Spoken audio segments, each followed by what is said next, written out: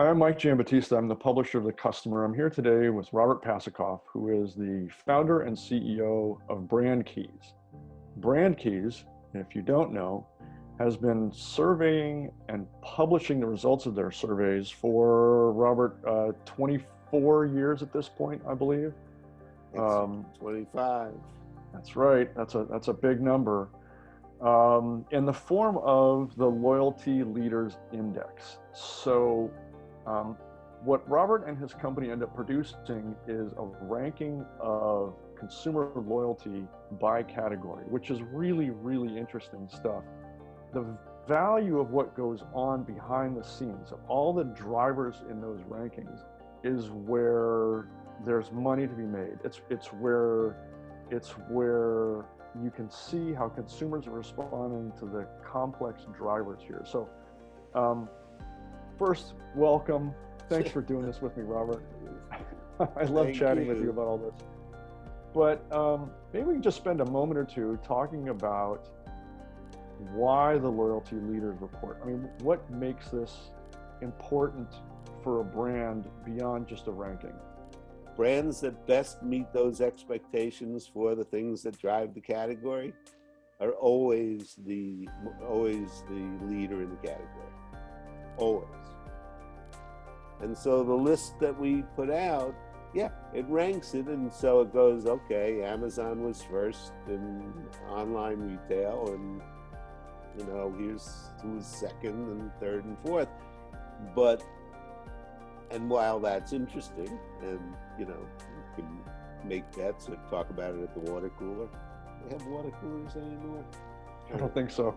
Not during lockdown. Office anymore. There are diagnostics behind that, and the diagnostics essentially say, look, you as a consumer are totally, understand this, totally unreasonable. Because what do you expect? You expect everything. You may not be able to explain to me how high up is, but the psychological metrics allow me to see that. And then I can say, this is what you wanted, this is what you desired, this is what the brand delivers. And that gap provides you with an opportunity. Right. And that gap can be broken down, as I understand it, into a whole series of emotional and practical drivers that can be addressed through either messaging changes or product changes, but however you need to do it, all those steps are outlined for you. So having said all that, we've both seen commentary out there from people in the marketing world saying that due to COVID, brand loyalty is now dead. Let's take the realistic approach, which would be, I needed something, the brand that I always bought, that I can attest to was because of loyalty, not just habit or casual purchase, wasn't there. So I bought something else. Now, what a lot of the consulting firms will do will be to turn around and go, so now, Mike, that you've bought brand X, would you consider brand X the next time you need to buy whatever the hell the product was? And the easy answer, of course, is yes. I mean, why not? Of course, yeah, I bought this now. Sure, I would. Sure, absolutely. You can trust me on this, Mike.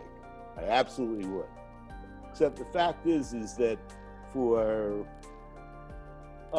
30 years now, we know that stated purchase intent is always stated at higher levels than really reflect in the marketplace. So the Charmin example is a good one. They didn't have Charmin, I bought something else. Would you buy this again? Well, yeah, I guess so. But they have Charmin now, so I'm buying Charmin. Right. There's a history to all this. I mean, that's the part that people don't seem to understand, is that the matter of expectation, measuring expectation against what drives the category is critical, because it isn't black and white anymore. It isn't I buy Coke, you buy Pepsi, and I'm not going into a store that only has Pepsi and Right. the burger. I don't care about the burger. It isn't that way anymore. So We look, having said all this and added what I really believe is really important context to your work, because I, for one, think that the rankings are fascinating. Yeah, I like to see the winners, the losers, and talk about the whys behind all that stuff. But I think it's much more important to talk about the fact that all of those drivers provide actionable insight for brands to improve their brand loyalty and therefore the ROI that it generates down the line. yeah, I mean, a loyal customer is going to be 6 times more likely to do lots of things for the brand that are all going to reinforce the bottom line.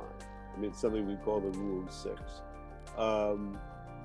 6 times more likely to buy you, 6 times more likely to recommend you, 6 times more likely to invest in a publicly traded company, 6 times more likely to give you the benefit of the doubt in uncertain circumstances. This is a big one because when you don't show up as a brand, I mean, the paper towels, tissues, hand sanitizer, household cleaners. I mean, the stores were raided and there wasn't anything there, and the supply chain was behind, ran behind.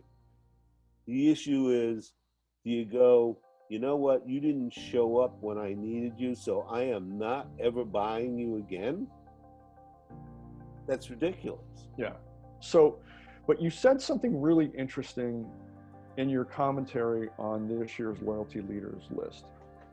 You said that, the pandemic was a big deal, but the people who showed up near the tops of these lists showed up because they addressed their customers with a certain genuineness. And those are my words, not yours, but it wasn't enough to say, yeah, we're all in this together, and that's your big message. Yeah, I mean, I'm with you. That resonated for about a minute. Yeah. That was a great message, but there are still brands out there who are pulling on that string. So what else were there? What are some of the things that the winners did that the losers didn't? What happens is that a pandemic like this, and the economic pandemic, fuels expectations. So, and it's probably got to amplify certain of them too, beyond where they would normally be. Right. Maybe even to something that's not sensible, but the reality is that's where they are. Well, 2 years ago we looked, and expectations in categories had gone up dramatically. Expectations always go up.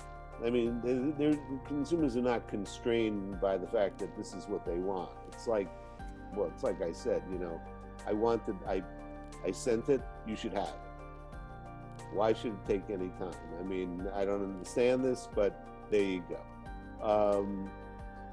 So most of the time, on average, expectations will go up about 25% across all the things that people are looking at. On a yearly basis. General rule of thumb. That's a pretty big jump.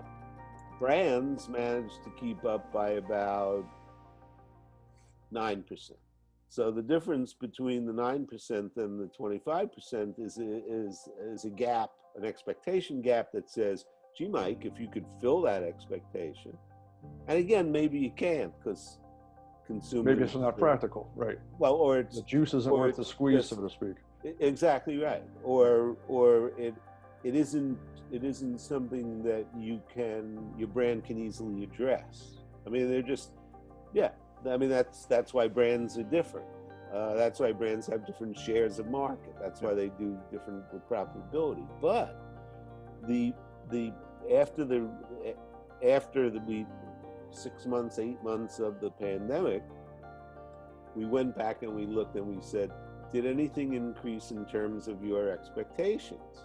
And if you looked at online retail, because you go, online retail, well, that's the only place I could get stuff. So there's your explanation. The stores weren't open. I gotcha. There you go. The expectations for online retail are up 67%. And there are 9 or 10 specific values that have shifted around that an online retailer could address. Streaming video is up 55%. I mean, you understand, Yeah. you know, The fact that they're up, there's no surprises that those are up. That, you know, that they are is kind of a given. You don't have to think about that very hard. The But issue, go ahead. I would like to the say issue that is you got to address it. you got to address it, and you got to know how to address it. You got to know what those factors are. You have to know what it is. I didn't even get a chance to let you say you're welcome for doing this. So, Robert, thanks a lot.